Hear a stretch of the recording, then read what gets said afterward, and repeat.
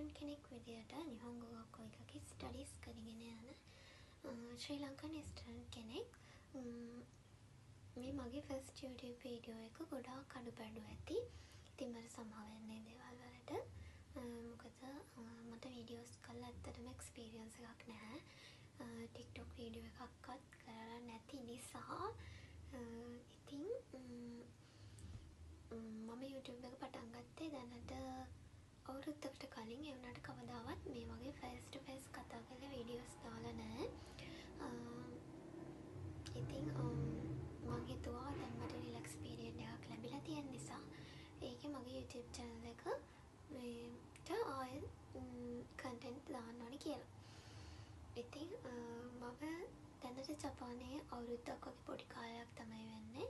ඉතින් මම හිතුවා මම අවුරුද්දක් වගේ පොඩි කාලයක් ඇතුළත එකතු කරගත්ත එක්ස්පීරියන්ස් වලින් කන්ටෙන්ට් කියනවා කියලා. මගේ එක්ස්පීරියන්ස් එකෙන් කොහෙන්වත් හොයලවත් කාගෙන්වත් කන්ටෙන්ට් තොරකම් කරලවත් නෙමෙයි. මම මුණ දුන්න ඇත්තම අත්දැකීම් වලින්. මම ඊළඟ අවුරුද්ද මාර්තු වල නියෝග ගක්කෝ සොත්සුගියෝ එහෙම නැත්නම් පාස් අවුට් වෙන ස්ටුඩන්ට් කෙනෙක්. මේ ටයිම් එක තමයි අපේ නියෝග ගක්කෝ එකේ ළමයි සෙන්බන් ගක්කෝ සහ යුනිවර්සිටිස් වලට ඇප්ලයි කරන, ඊට පස්සේ සිලෙක්ට් වෙච්ච ළමයි ඩොකියුමන්ට්ස් බාර දෙන ඒ ටයිම් එකක් යන්නේ. ඉතින් ඒ වගේ ටයිම් එකක ඇයි මම රිලැක්ස් වෙලා ඉන්නේ කියලා ඔයාලා හිතනවා ඇති.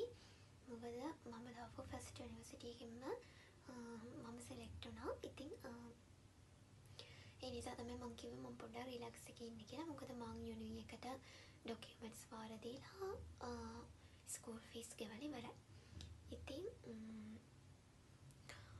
මම මගේ ෆස්ට් වීඩියෝ එකෙන් ඔයාලට ඉතාම කිටින් කියන්නේ මම ජපාන ආවිදිය ගැන.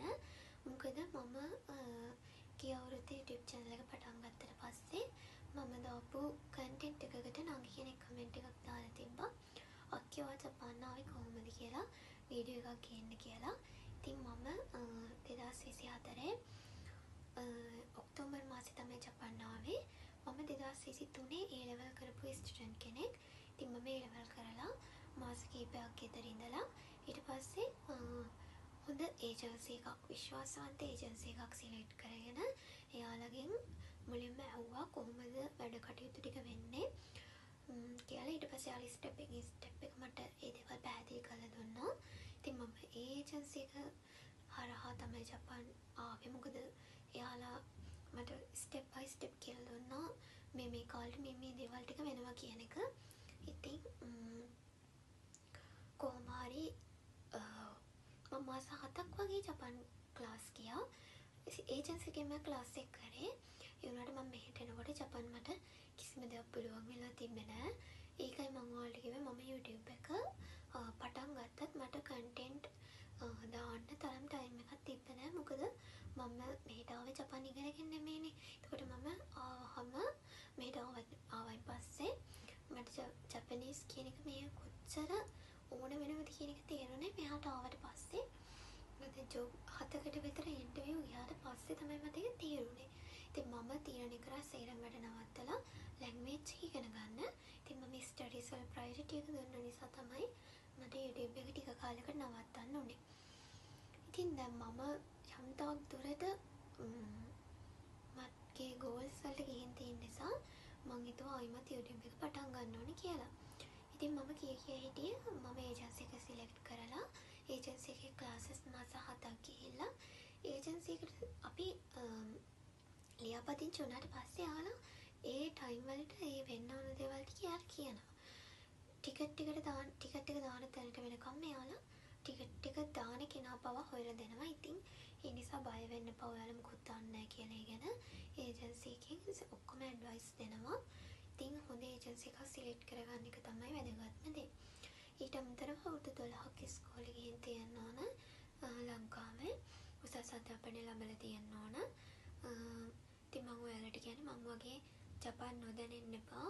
මොකද එහෙම වුණොත් ලොකු කට්ටක් කන්න වෙනවා මෙහෙට ඇවිල්ලා ජොබ් හොයාගන්න එකට උනත්. මම මෙහෙ අඳුරන හිටියේ නැතුව නෙමෙයි ජොබ් එකක් හොයාගන්න උනත් මට ඕන නැහැ මගේම ඉතින් ඒ කියන්නේ මම උත්සාහ කරලා ජොබ් එකක් මගේ පළවෙනි ජොබ් එක උනත් හොයාගන්න. ඉතින් මම දැන් කරන්නේ මගේ දෙවෙනි ජොබ් එක. ජොබ් දෙකම හොයාගත්තේ මමම ඉන්ටර්නෙට් වලින් ඇප්ලයි කරලා මමම වෙබ්සයිට් හොයලා මමම තනියෙන් ගිහින් මැනේජර්ස්ලා එහෙම නැත්නම් තින්චෝලා හම්බෙලා කතා කරලා ඒ වගේ තමයි මේ ජොබ් දෙකම හොයාගත්තේ. ඉතින් ඔයාලට උනත් කාගෙන්වත් යැපෙන්න බලාගෙන මෙහෙ එන්න එපා. මොකද මෙහෙ ආවට පස්සේ තමන්ට ඉන්නේ තමන් විතරයි. ඉතින් ලැන්ග්වේජ් එක දැනගෙන එනවා කියන්නේ ලැන්ග්වේජ් එක එදිනෙදා වැඩ කටයුතු වල ඕන තරමටවත් දැනගෙන එනවා කියන එක මාරම ශක්තියක් අපිට මෙහි තනියෙන් ජීවත් වෙනකොට. මට ඒක තේරුනේ මේ ජොබ් 7ක් විතර ඉන්ටර්වයුව ගියාට පස්සේ. ඉතින් ලැන්ග්වේජ් එක හොඳට ඉගෙනගෙන එන්න. හොඳ ඒජන්සි එකක් සිලෙක්ට් කරගන්න. ඒජන්සි එකෙන් ඔයාලව ගයිඩ් කරනවා. ඒ නිසා බය වෙන්න එපා. මම කියවනේ මම මේ දැන් යුනිවර්සිටි සිලෙක්ට් වෙලා ඉන්නේ කියලා. මම ඉස්සරහට ඔයාලට මම කොහොමද යුනිවර්සිටි ඇප්ලයි කරේ මොනවද ඕන රික්වයර්මන්ට්ස් ඒ දේවල් ඔක්කොම වීඩියෝ එකකින් අරගෙන එන්නම්. ඉතින් මේ මගේ ෆස්ට් වීඩියෝ එක. ඔයාලා මේ වීඩියෝ එකට කැමති නම් මගේ YouTube channel එකට කැමති නම් කමෙන්ට් එකක් දාගෙන යන්න. කැමති අය subscribe කරන්න. ඉතින් මම අදට මගේ වීඩියෝ එක මෙතනින් නවත්තන්නම්. මොකද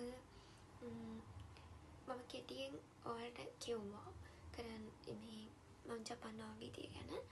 මොකද කවුරුවත් කැමති නෑ කියලා මම හිතනවා දීර්ඝ කන්ටෙන්ට් බලන්න සහ මේ කතා කරන දේක් එක දිගට අහගෙන ඉන්නේ කොහොමද බෝරින් නේ. ඉතින් ඔයාලට මොන හරි අහන්න දෙයක් තියෙනම් කමෙන්ට් එකක් දාගෙන යන්න.